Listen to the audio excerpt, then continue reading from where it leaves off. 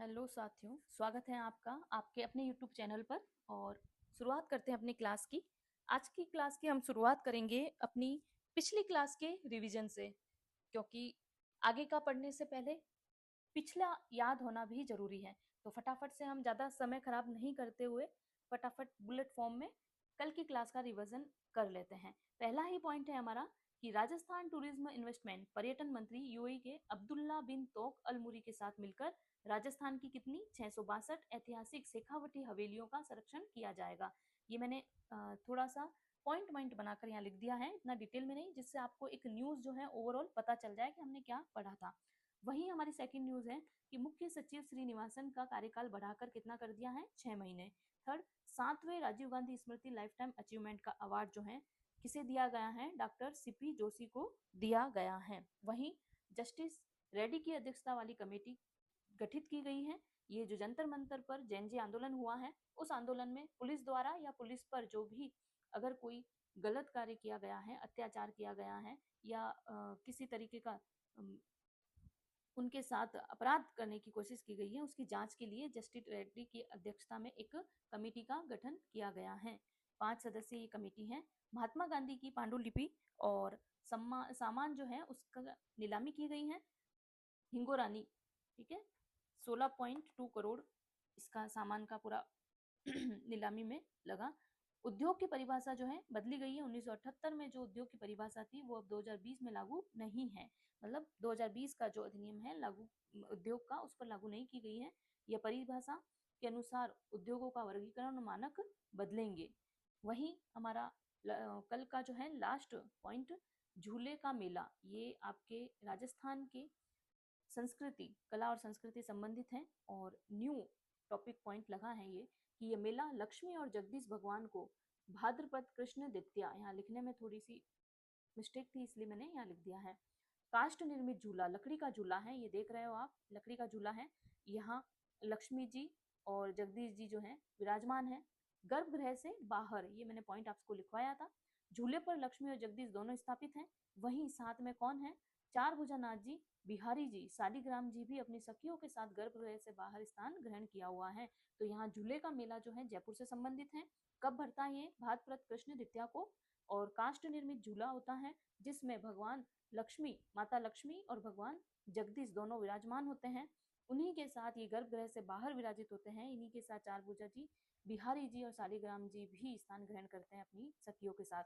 तो ये अपनी कल की क्लास जो है उसका हमने रैपिड रिवीजन कर लिया है, जिससे आपको वापस रिवीजन रिवाइज हो जाएगा, एकदम कंठस्थ हो सकती है आपको ये क्लास। उसी के साथ आज की क्लास की शुरुआत करते हैं सुजस बुलेटिन से। बहुत ही महत्वपूर्ण क्लास है, आप भी पढ़ें और आगे ये शेयर भी करें, जिससे आपके साथ साथ अन्य छात्रों को भी इसका लाभ प्राप्त हो। टूरिज्म इन ट्राइबल, मुख्यमंत्री शर्मा दिला रहे आदिवासी अंचल को नई पहचान।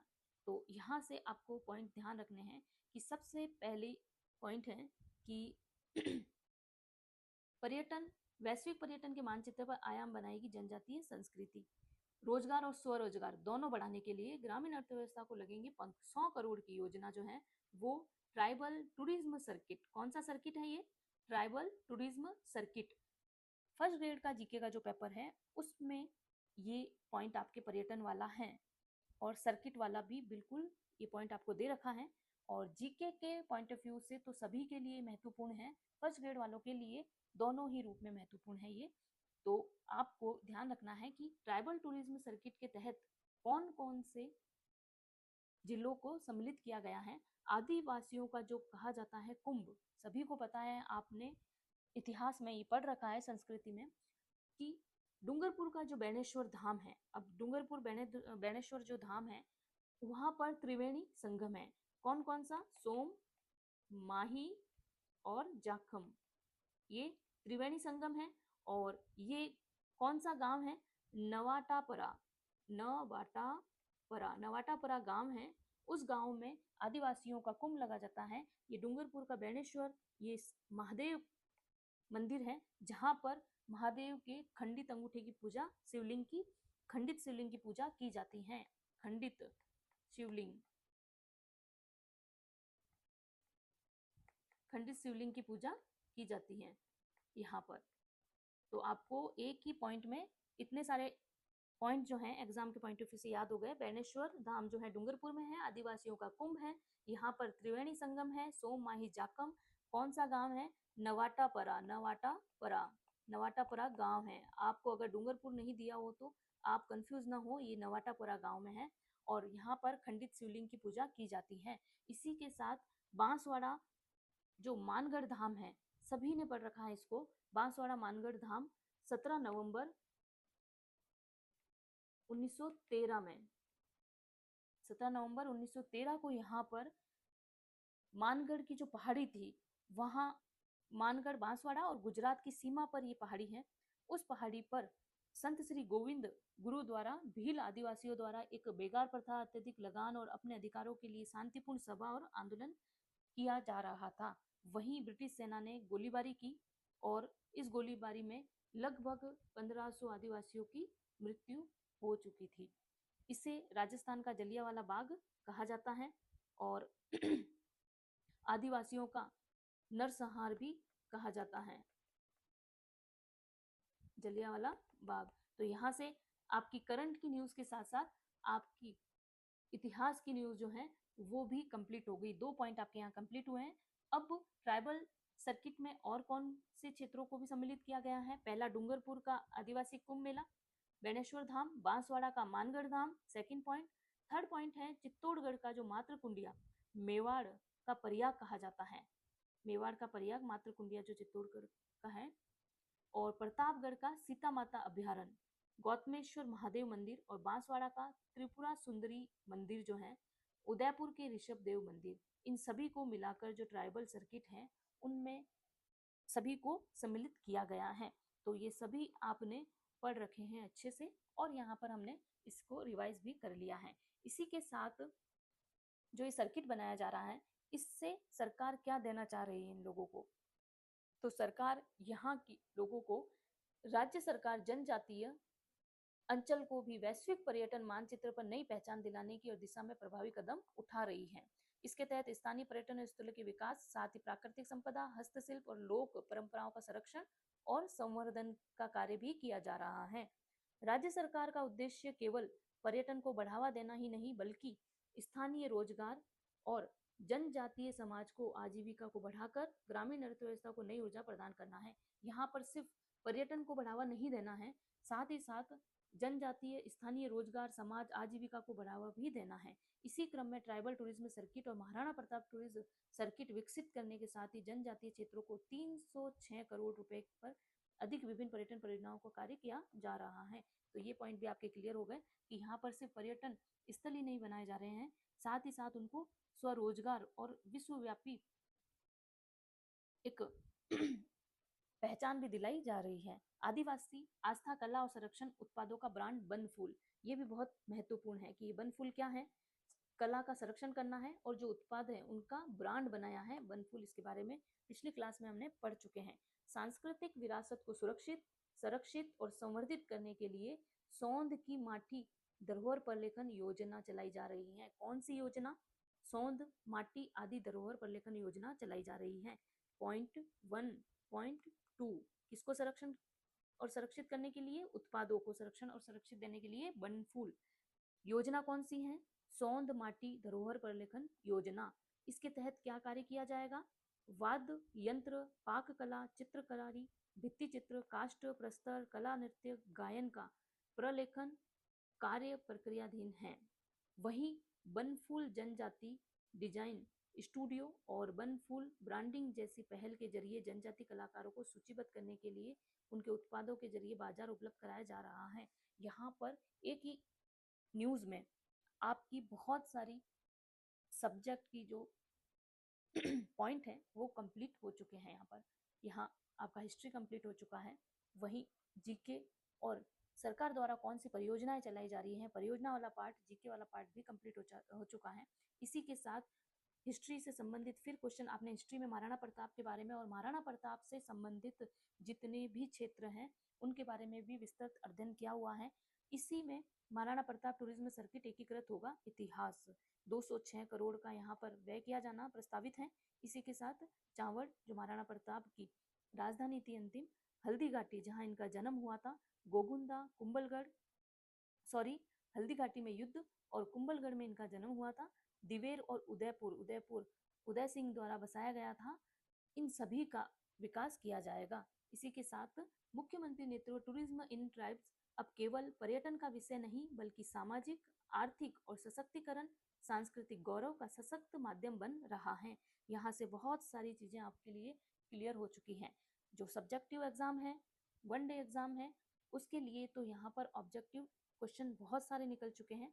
और अगर RS मेंस या प्री मेंस जो भी रिटर्न एग्जाम देते हैं उनके लिए भी इस क्षेत्र से संबंधित कोई अगर क्वेश्चन आता भी है तो आपको इन सारे ही डिटेल्स को मेंशन करना है और बहुत अच्छी तरीके से आपका आंसर क्लियर हो सकता है। इसी के साथ अपनी नेक्स्ट न्यूज़ की शुरुआत करते हैं। ये न्यूज़ इतनी आपके लिए उपयोगी नहीं है, बस यहाँ ये दे रखा है कि RPSC द्वारा विभिन्न प्रतियोगी परीक्षाओं को लेकर अहम अपडेट दी गई है। कौन सी परीक्षाएं कब दी जाएगी, कब ली जाएगी, क्या उनका सिलेबस होगा, अपलोड करने के लिए प्रमाण पत्र क्या सुविधाएं दी रखी हैं, इन सारी विषय सूचना दे रखी है यहाँ पर। वहीं ये आपके लिए मोस्ट है, पॉलिटी के स्टूडेंट हो या जीके का स्टूडेंट जो भी, उन सभी के लिए ये न्यूज़ महत्वपूर्ण है। केंद्र सरकार ने एक अधिकार दिया है, जल्द खत्म होंगे लंबित मामले। राजस्थान व 7 प्रदेश कलेक्टर कर सकेंगे नागरिकता पर फैसला। बहुत अहम फैसला कलेक्टर को दिया गया है कि कलेक्टर के पास अब नागरिकता का फैसला भी करने का अधिकार आ गया है। ऐसा नहीं है कि पहली बार आया है, इससे पहले भी अधिकार आया हुआ है, उसके बारे में हम आगे चर्चा करेंगे। पहले इस न्यूज़ को पढ़ते हैं हम कि नागरिकता पाने की प्रक्रिया को आसान और तेज करने के लिए केंद्र सरकार ने एक बड़ा बदलाव किया है। नागरिकता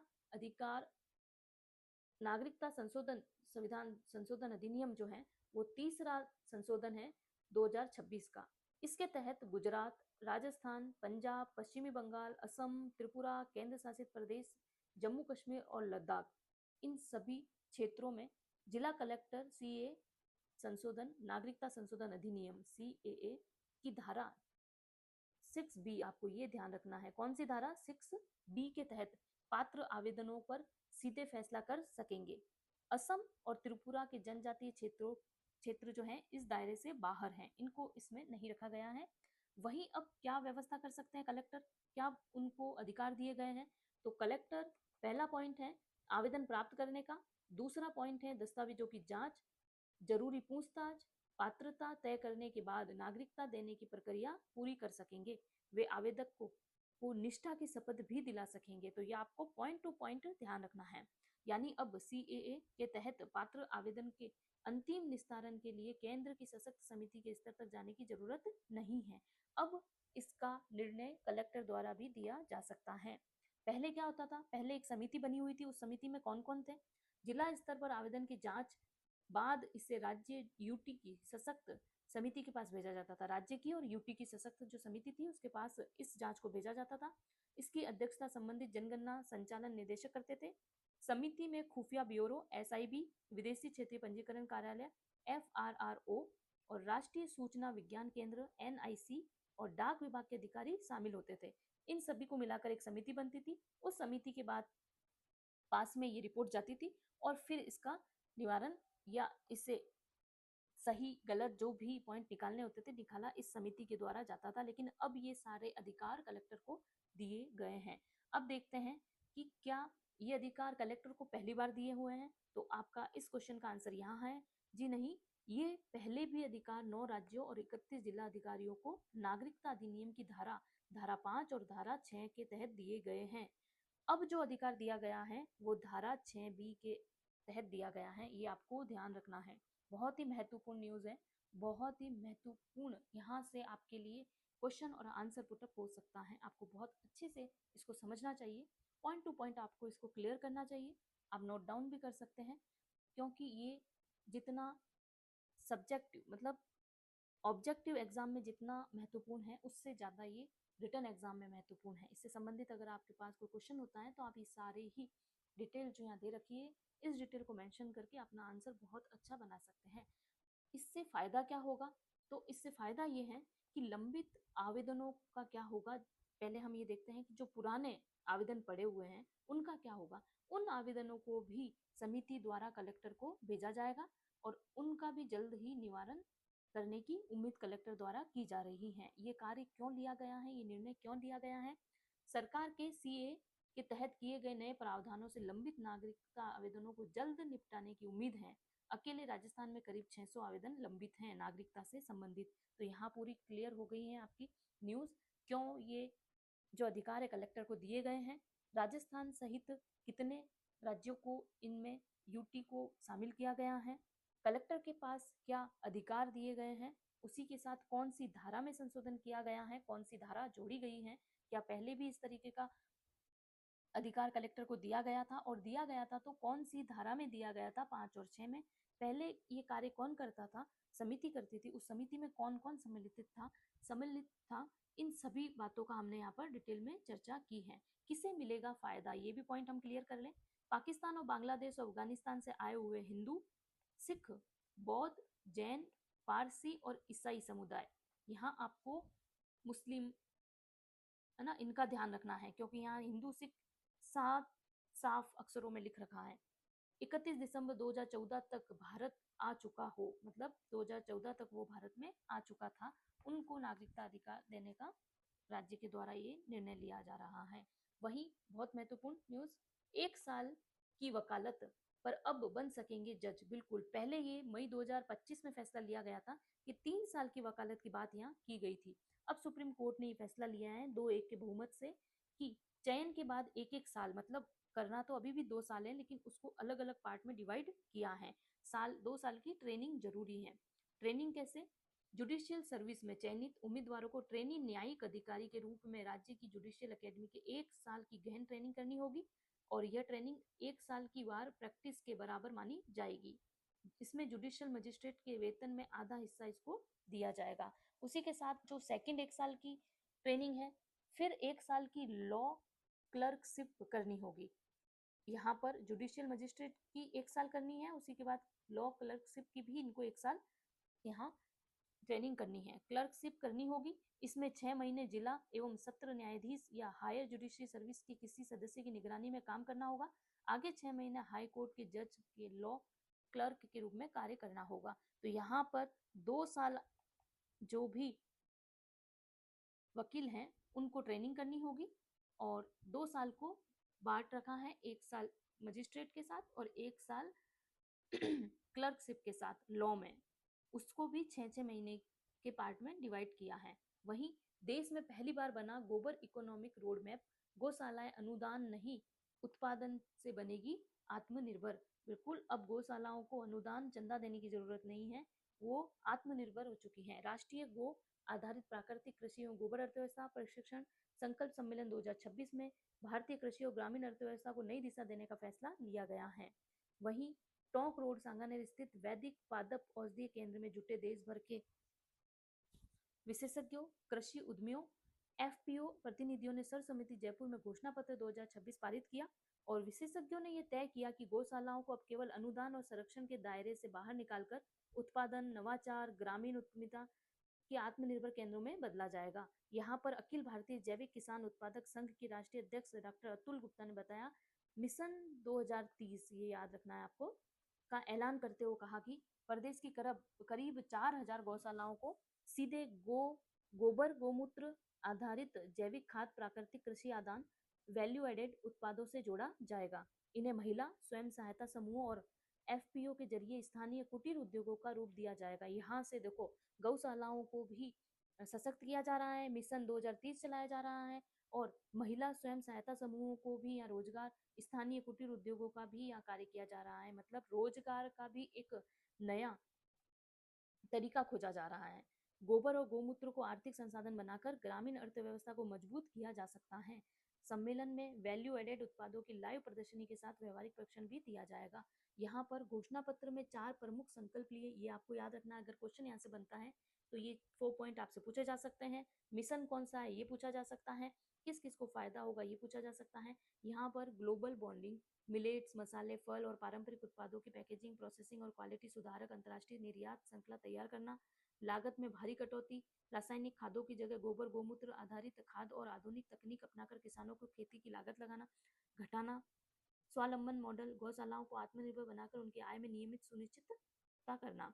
11 गौशालाओं को यहाँ पर सम्मान दिया जाएगा। कैसे कि प्राकृतिक कृषि में उत्कृष्ट कार्य करने वाली 11 गौशालाओं को 11,000 रुपए का सम्मान, प्रशस्ति पत्र, स्मृति चिन्ह देकर सम्मानित किया जाएगा। तो अब सिर्फ गोबर गांव तक ही नहीं रहेगा, इससे एक गौशाला को और गौशाला से गोबर और गोमूत्र को एक अच्छी पहचान भी दिलाई जाएगी, जिससे रोजगार भी प्राप्त किए जाएंगे और महिला सशक्तिकरण समूह जो है उनको भी सशक्त होने का मौका मिलेगा। राष्ट्रीय शिक्षक पुरस्कार के लिए वर्तिका और सेन का चयन। केंद्र सरकार द्वारा 48 शिक्षकों का राष्ट्रीय पुरस्कार देने के लिए चयन किया गया है। उनमें से 2 शिक्षक जो हैं वो राजस्थान के जयपुर से संबंधित हैं। वहीं पुरस्कार जयपुर जिले की राजकीय शिक्षिका डॉक्टर वर्तिका गुलाटी और डॉक्टर दिवेंदु सेन को व्याख्याता जीव विज्ञान और 5 सितंबर को नई दिल्ली में सम्मानित किया जाएगा। गुलाटी पूर्व 2023 में राज्य स्तरीय पुरस्कार से सम्मानित हो चुकी हैं। वे अभी राजकीय उच्च प्राथमिक विद्यालय तुमली बनाम तुमली का बास चाकसू में एक शिक्षक के पद पर कार्यरत हैं। गणित शिक्षण में उनका विशेष नवाचार बीज गणित गतिविधि, आपको ध्यान रखना है कौन सा, बीज से बीज गणित की गतिविधि। और दूसरे शिक्षक डॉक्टर दिवेंदु सेन व्याख्याता जीव विज्ञान, वर्ष 2021 में इन्हें भी राष्ट्रीय स्तर पर पुरस्कृत किया गया है और वर्तमान में ये महात्मा गांधी राजकीय विद्यालय में पंच पहाड़ जिला झालावाड़ में पदस्थापित हैं। तो यहाँ पर जो इस शिक्षिका हैं उनके द्वारा बीज से बीज गणित तक गतिविधि है, इसका नाम आपको याद रखना है और इन दोनों का ही वैसे नाम याद रखना है। क्यों? राष्ट्रीय शिक्षक पुरस्कार 2026 के लिए इनका चयन किया गया है। वहीं हमारी next news, Shri S V Srinivas 70 देशों के सामने रोम में साझा करेंगे भारत का दृष्टिकोण। हमने पहले ही इनकी न्यूज पढ़ी है कि इनका कार्य 6 माह के लिए बढ़ाया गया है और इसी के साथ अब ये रोम में जाएंगे और वहां पर भारत का जो दृष्टिकोण है उसको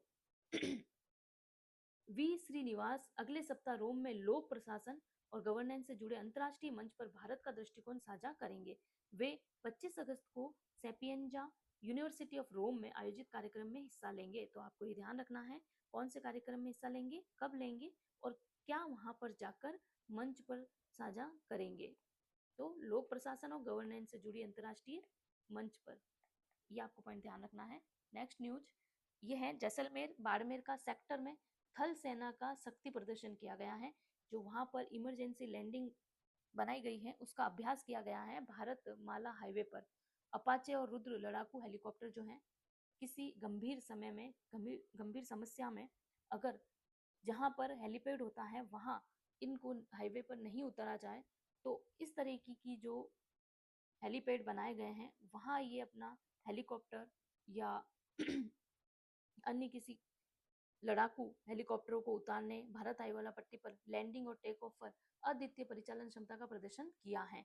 तो इन्होंने यहाँ पर हेलीकॉप्टर की खूबियों को भी बताया और इस तरीके से लैंडिंग का अभ्यास किया है जो कभी इमरजेंसी में कार्य करना पड़ सकता हो तो पहले से ही इसका अभ्यास किया जा रहा है।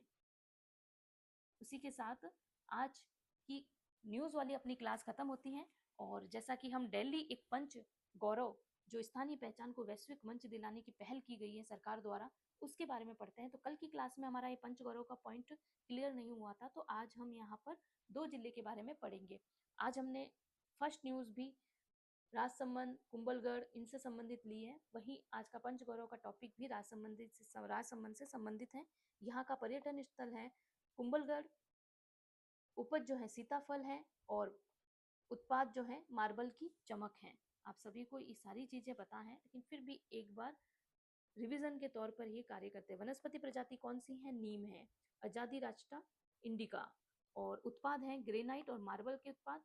उपज है सीताफल, पर्यटन स्थल कुंभलगढ़ हो गया है और खेल है राजसमंद का हॉकी।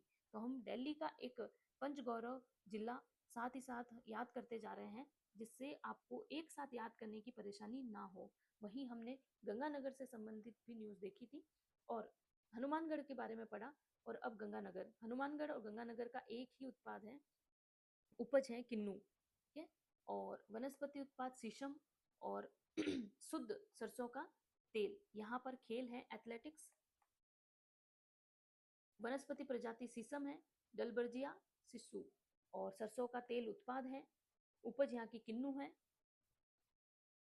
इसी के साथ हमारी क्लास समाप्त होती है और रोज की तरह आज भी हमारी क्लास में हम लास्ट पॉइंट अपना क्वेश्चन लेंगे। चाहे क्लास लंबी हो, लेकिन फिर भी जब तक आप हर क्लास के क्वेश्चन नहीं करोगे या उससे संबंधित जो हम पॉइंट पढ़ रहे हैं डेली, उनसे संबंधित अगर क्वेश्चन आप हल नहीं करते हो तो पढ़ा हुआ मतलब नहीं निकलता है। अगर पढ़ा हुआ है और आप क्वेश्चन सॉल्व कर पा रहे हो आसानी से, तो ये आपके लिए बेनिफिट ही करेगा। तो पहला ही क्वेश्चन है जो हमने पहली ही अपनी रिपीट क्लास में देखा था कि राजस्थान हॉस्पिटलिटी पर्यटन क्षेत्र में निवेश संभावनाओं को तलाशने के लिए जयपुर आए संयुक्त अरब अमीरात के अर्थव्यवस्था पर्यटन मंत्री का नाम क्या है। आप सभी ने पढ़ा है और हमने क्लास में भी डिस्कस किया है, अब्दुल्ला बिन तौक अलमरी। वही हमारा नेक्स्ट क्वेश्चन है, राज्य सरकार शेखावटी अंचल की कितनी ऐतिहासिक हवेलियों को संरक्षण के लिए चिन्हित किया गया है। बिल्कुल अभी जस्ट हमने ये क्लास ली है।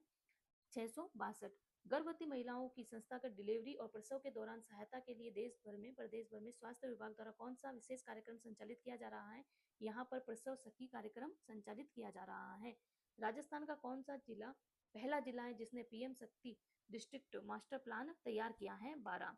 पंचगौरव कार्यक्रम में एक जिला एक उत्पाद वनस्पति प्रजाति के तहत अलवर जिले की प्रजाति अर्जुन की छाल जो ब्लड को पतला करने और प्यूरिफाई करने में काम आती हैं। ये बहुत ही महत्वपूर्ण औषधि है, एक छाल होती है, उसका काढ़ा बनाकर पाउडर बनाकर लिया जाता है।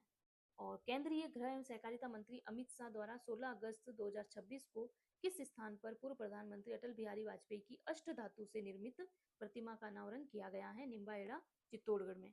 हाल ही में राजस्थान के किस युवा खिलाड़ी को अर्जुन पुरस्कार, हमने कल या परसों की क्लास में ही ये न्यूज को क्लियर किया था कि 17 लोगों को इस पुरस्कार के लिए चुना गया है। तो उसी में रुद्रांश खंडेलवाल, जिसका संबंध कहाँ से, भरतपुर से है। भारत विस्तार पोर्टल के माध्यम से किसान किस हेल्पलाइन नंबर पर कॉल करके अपनी कृषि समस्याओं को समाधान प्राप्त कर सकता है। तो 125261 पर। राजस्थान सरकार द्वारा देश की पहली समर्पित लॉकरेस अकादमी कहाँ विकसित की गई है। महाराणा प्रताप खेल गांव उदयपुर में। वहीं पंचगौरव कार्यक्रम एक जिला एक वनस्पति में श्री गंगानगर जिले की वनस्पति कौन सी है, ये हमने अभी पढ़ा है, शीशम। आई होप आपको ये क्लास बहुत अच्छी लगी हो। अच्छी लगी है तो इसको लाइक और सब्सक्राइब जरूर करें, जिससे मैं आगे भी आपके लिए इसी तरीके और इससे भी अच्छी क्लास लाने का प्रयास करूं। Thank you.